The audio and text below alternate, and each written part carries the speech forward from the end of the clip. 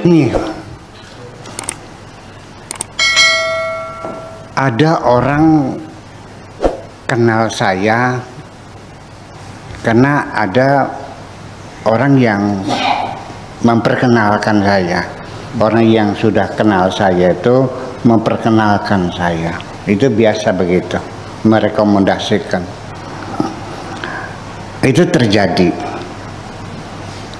Jadi artinya dari sejak awal juga saya mungkin sering mengatakan berkali-kali, ketika Tuhan ingin memperkenalkan kepada dirimu,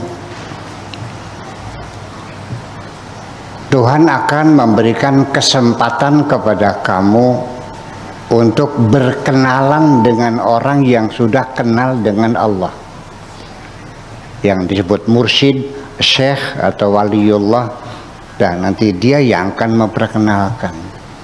Tapi kalau Allah ingin menyesatkan kamu, kamu akan diperkenalkan dengan mursyid dalban, yang nantinya ngajak cari merah delima, ngajak cari apa,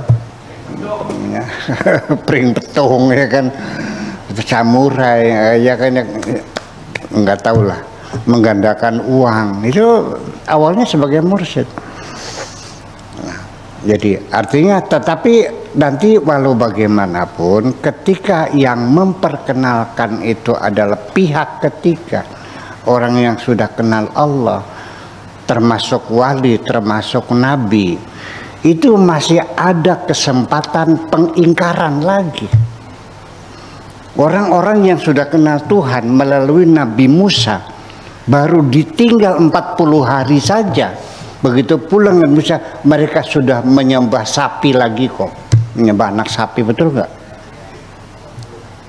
Jadi di pesantren di sini, umpamanya, mungkinkah setelah saya mati santri saya pada murtad lagi? Mungkin nggak?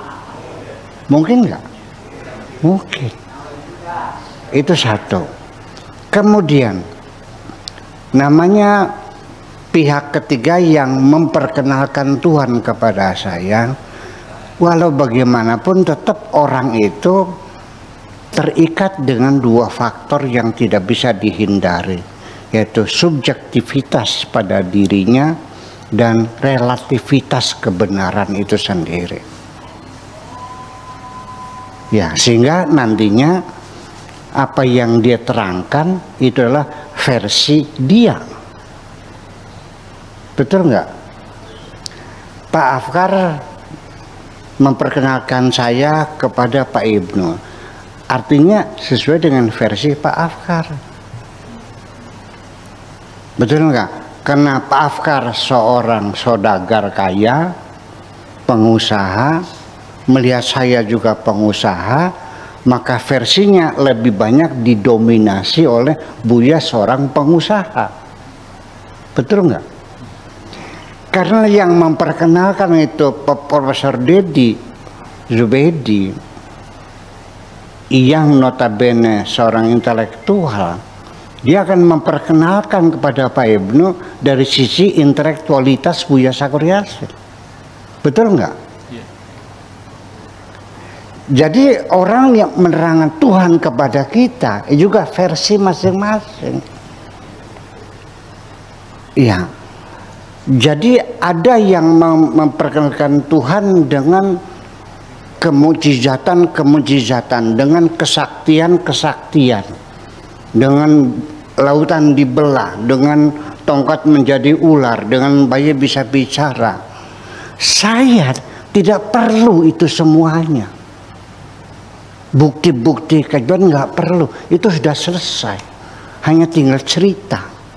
Apa yang kita manfaatkan dari Nabi Musa membelah lautan, untuk saya nggak ada manfaatnya kok. Apa sih untuk saya? Itu kan cerita, sudah selesai. Nabi Yusuf bertanya kepada seorang bayi, siapa yang bersalah, Zulekha atau saya? Kata bayi, kalau baju yang sobek depan kamu yang salah, kalau yang sobek baju belakang Zulekha yang salah. Sudah selesai dengan cerita. Untuk kehidupan saya nggak ada manfaatnya kok. Yang ada adalah warisan spiritual peninggalan Kanjeng Nabi Muhammad dalam konsep kehidupan. Itu yang saya pakai, yang bermanfaat untuk saya. Betul enggak? Ya. Bedakan persoalannya. Jadi artinya nanti dalam pengenalan Tuhan sendiri juga satu ditentukan oleh informernya sendiri, pihak yang menerangkan, dan kemudian pihak yang diterangkan tablonya juga dia akan punya kapasitas bagaimana menangkap sinyal-sinyal itu.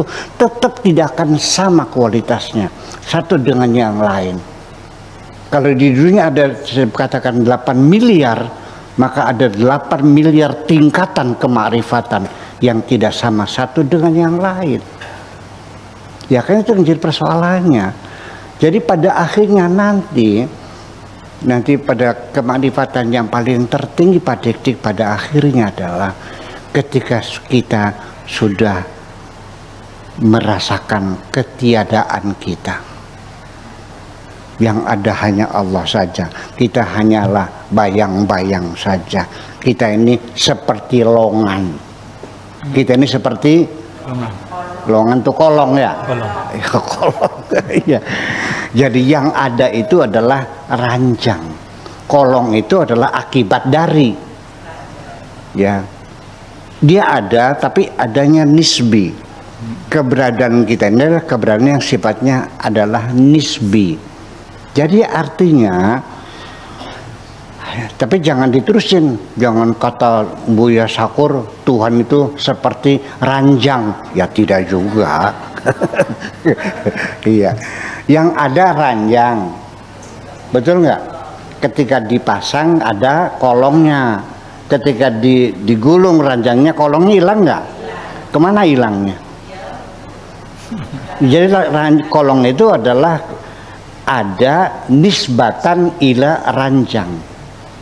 Kita ini, wujud kita ini nisbatan ila wujudihi.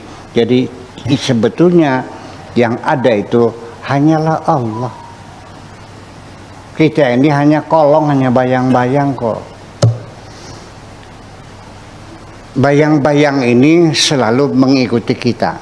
Kemana kita pergi, bayang-bayang selalu kita. Tetapi bayang-bayang akan hilang ketika kita masuk dalam ruangan gelap. Paham, Mbak? Nah, itulah persoalannya. Jadi pengenalan Pak Dik-Dik sebagai seorang perwira tinggi dengan pengalaman yang panjang, pernah jadi Kapolda 2 kali, ya kan? Tentu ini modal kepada pengenalan Tuhan tentang karakter manusia yang bermacam-macam, bagaimana mempelajari ya modus operandi para penjahat-penjahat itu semuanya ilmu pengetahuan yang bisa mendukung bahwa oh ternyata wallahu khairul makirin, Allah itu maha makar luar biasa. Jadi mungkin orang bisa mengenal kebesaran Tuhan dari sisi makar. Mungkin orang bisa mengenal Tuhan dari sisi keindahan. Ya, Pak Embi sebagai seseorang budayawan mengenal Tuhan dari sisi budaya. Saya mengenal Tuhan dari sisi filosofis. Pak Afkar seorang pendidik mengenal Tuhan dari sisi pendidikan. Semuanya bisa menghantarkan kita kepada mengenal Tuhan. Pak Didik nggak usah kecil hati tidak jadi kiai karena dulu tidak mesantren. Anda punya kesempatan yang sama untuk mengenal Tuhan Anda. Terima kasih.